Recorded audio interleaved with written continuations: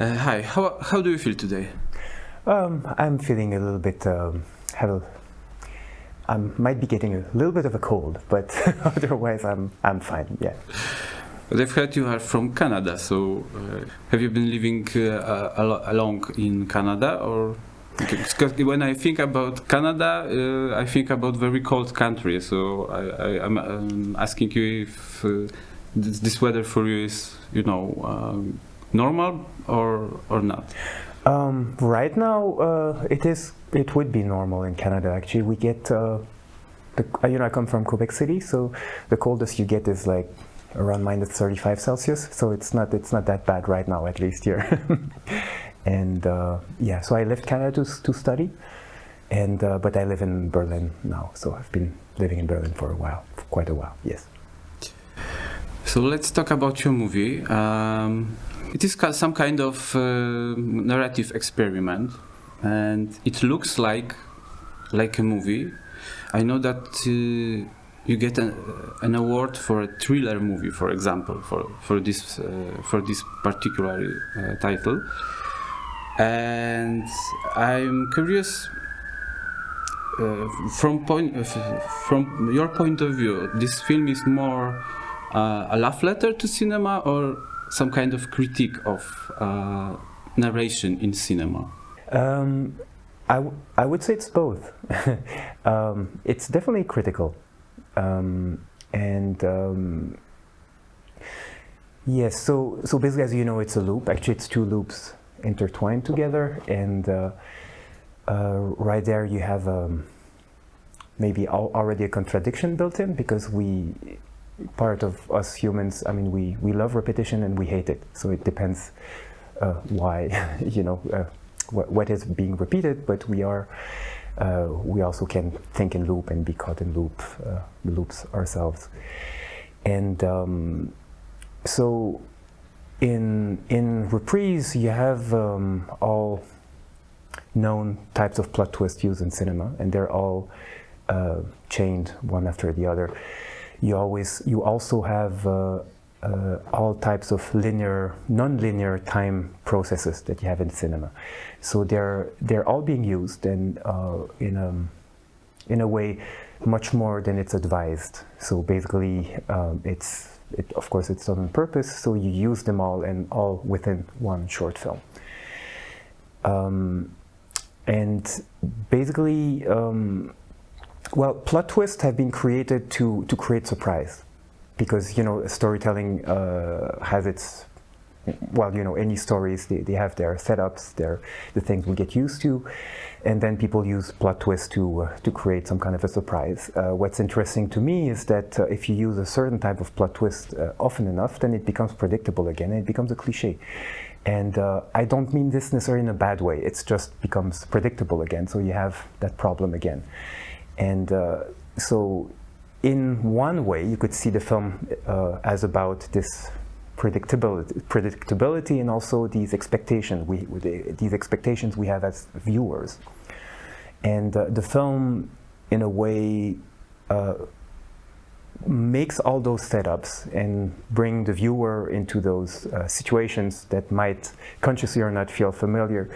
And then it leaves the viewers, I think, a little bit in a state of suspension, because the conclusion is actually the beginning.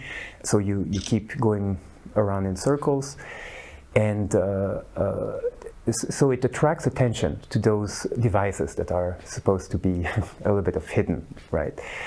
And to me, I sometimes say it's a little bit like a koan, a Zen koan, in the sense that koans will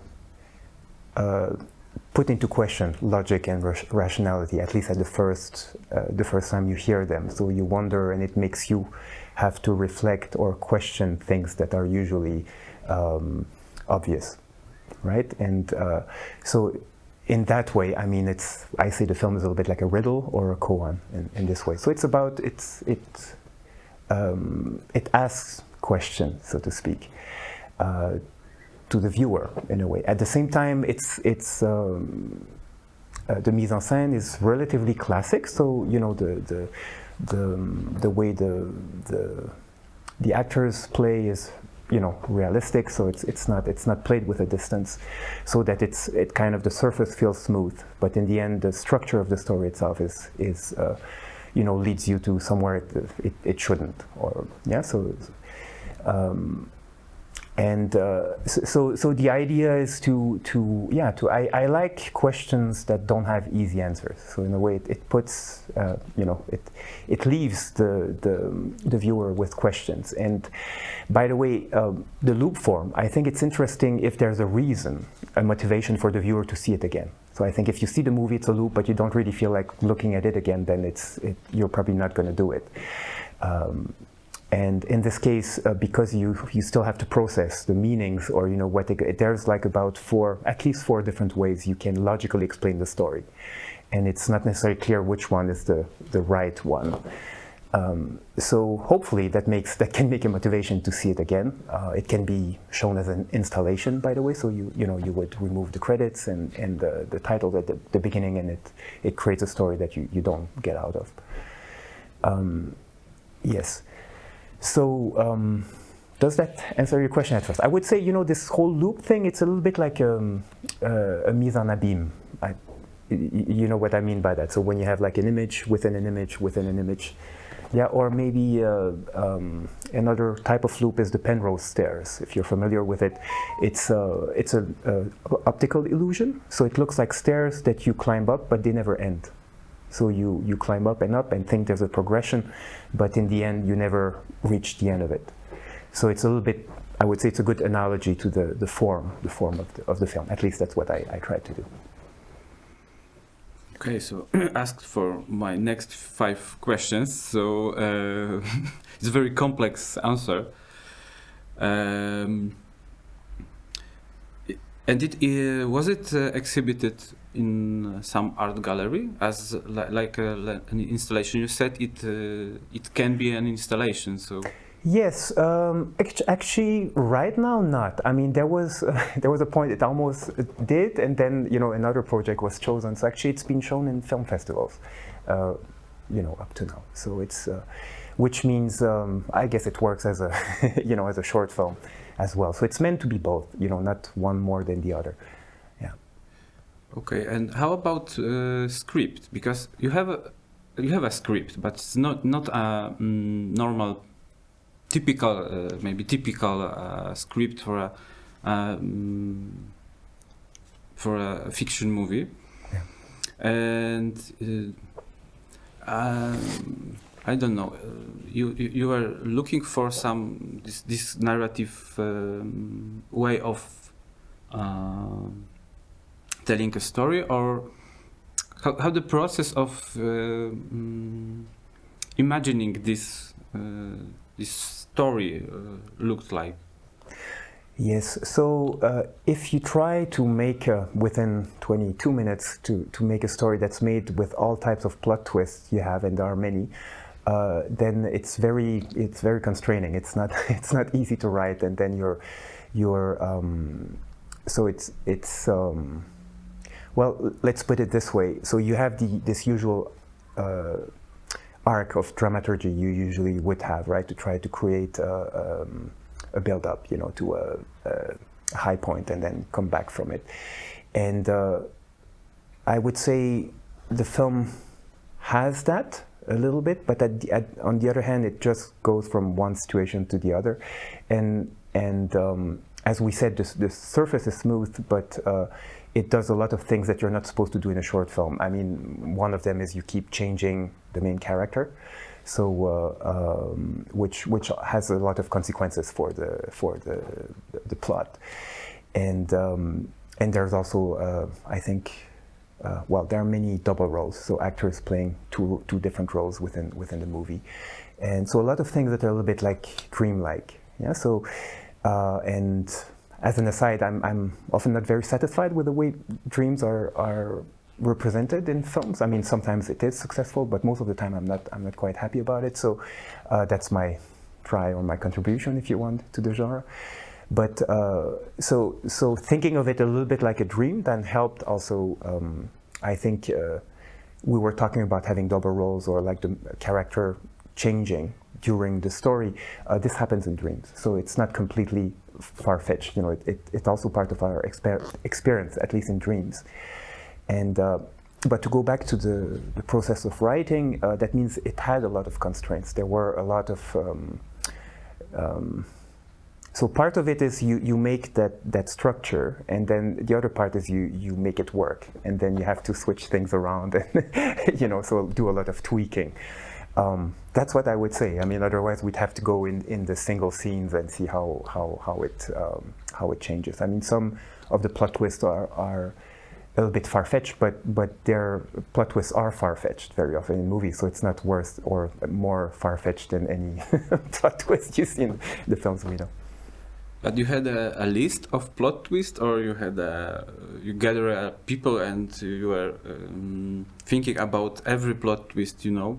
Oh, I researched it. So if you know in what you call it, in film criticism or film science, you would call it in German.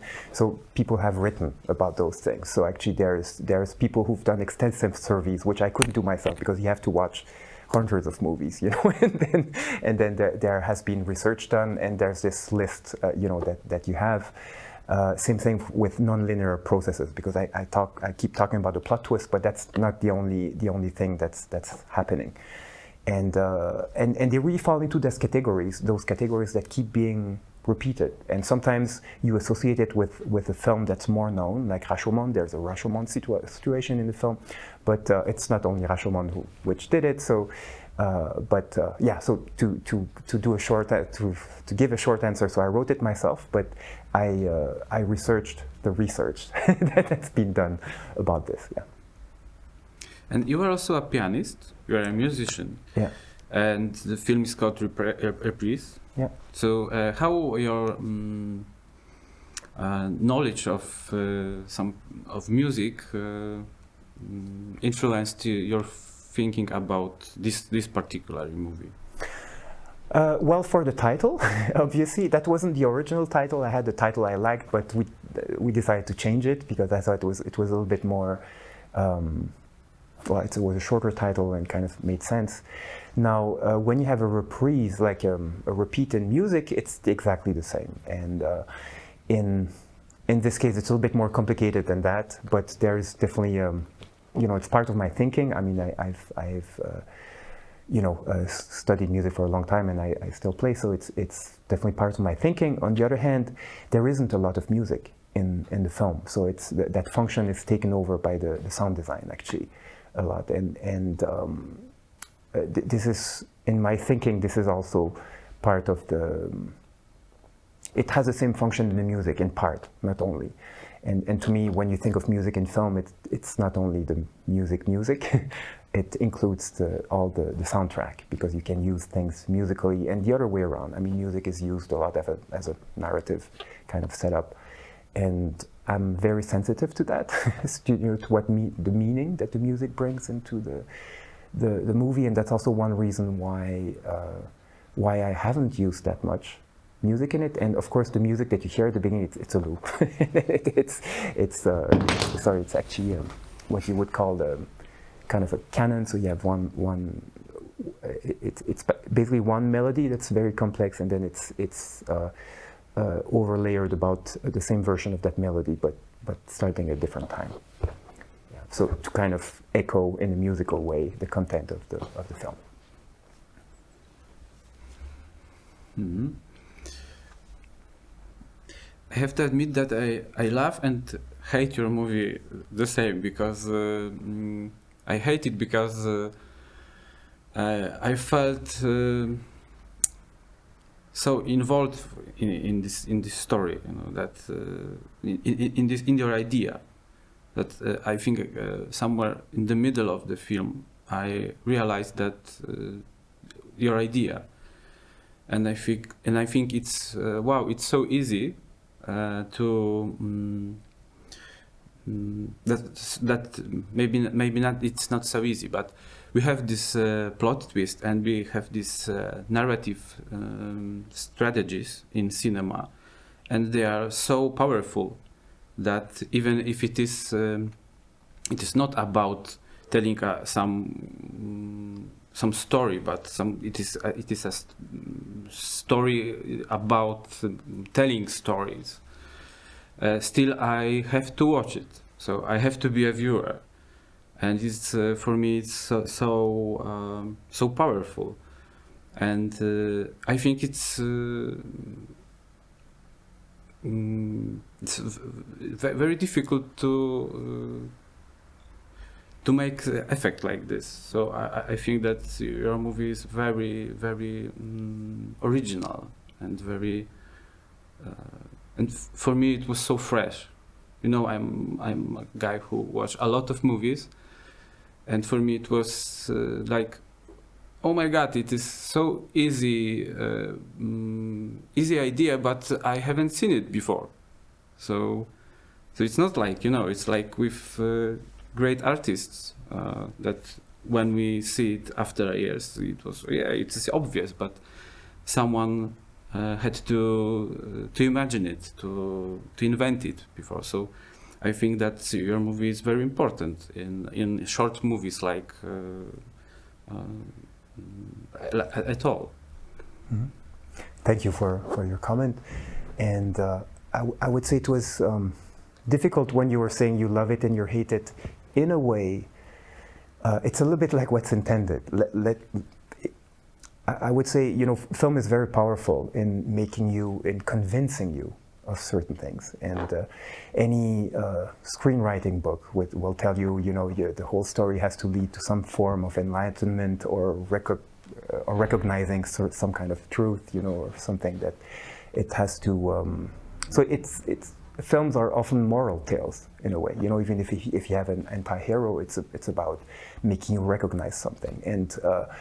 And because it does it with affect, so it manipulates your emotion, it will bring you in places, you know, and convince you with things that can be very doubtful, and it happens all the time. I mean, so every movie, it doesn't matter if it's Rambo or Game of Thrones or Aquaman, you know, they will all try to convince you of some kind of a moral conclusion at the end, and of course it can normalize or even implant very specific behaviors in terms of gender dynamics and in terms of you know, using violence, in terms of what's justifiable, what's not, you know, in a very obvious way. And because you're taken in emotionally, then it seems fine, you know. So you know, so it feels very justified to hit people, you know, in movies and to kill them. So it's not, you know, nobody has a problem with it when it's a movie, right?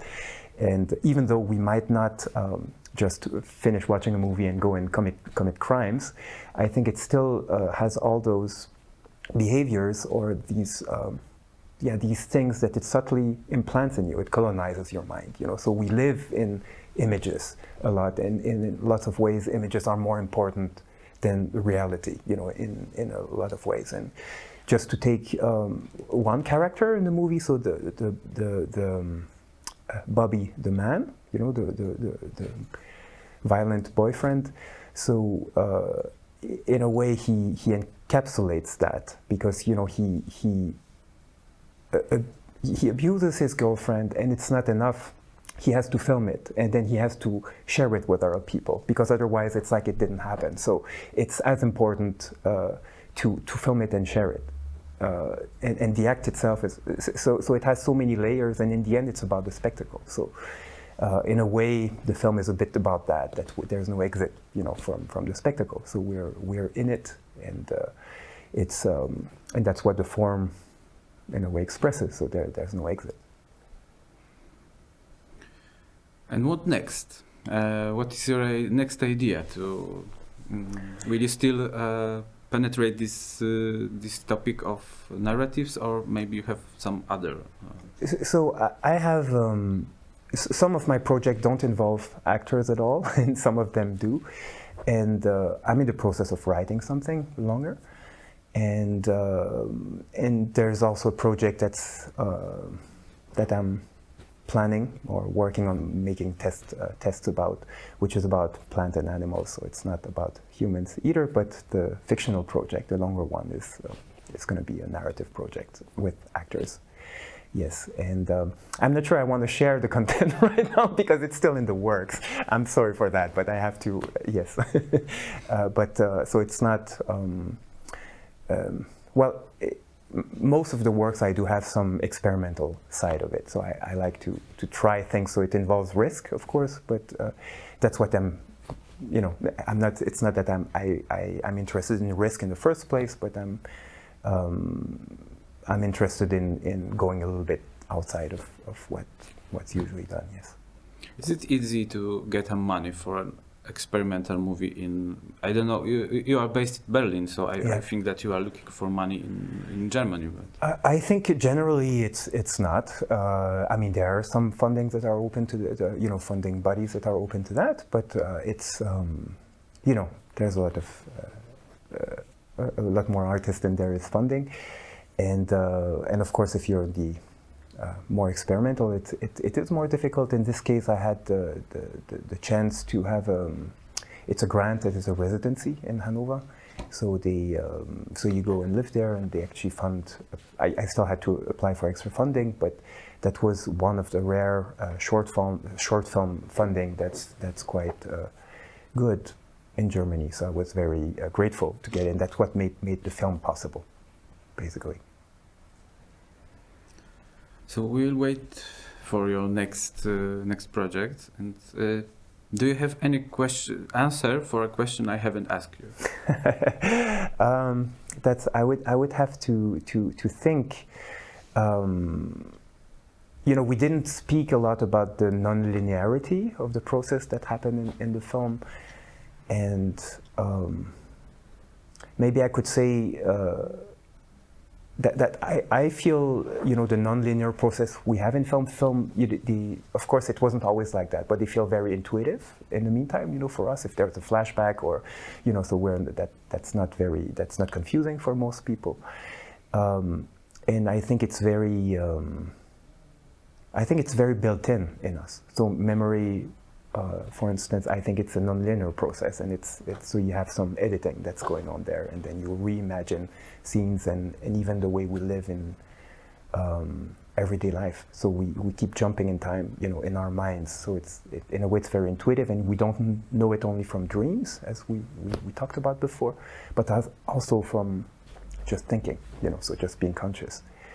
And so in a way, even though there are a lot of disconcerting things happening in the movie, to me, in some level, it feels very intuitive or very natural, and that's what's strange about it, I guess, because you don't satisfy the usual expectations, and yet it offers you all those setups, all those things that we know, and then so it leaves you suspended again, and yeah, so that's maybe one thing that might be of interest, and I'm sure I forgot something, but well, maybe a question to you. So what was the meaning of the movie for you after you watch it once or twice? I mean, how would you have summed it up or described it, or, you know, what was the meaning of it for you, so to speak? I'm not sure I'm focused on meaning. And for me, it is about our perception of how the narration is connected with our perception and with twist in our life. You know, that it's some way everything is connected, and it is about that we have our own point of view, but still there are some from events from A to B to C to D, and it is it can be how to say it. This can be obvious, but from the other point of view, it is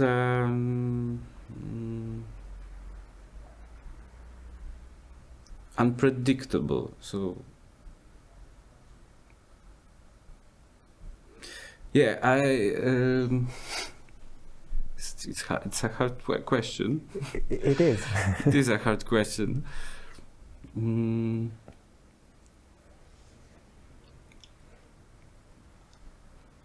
I was focused when I was watching it. I was focused on being a viewer and being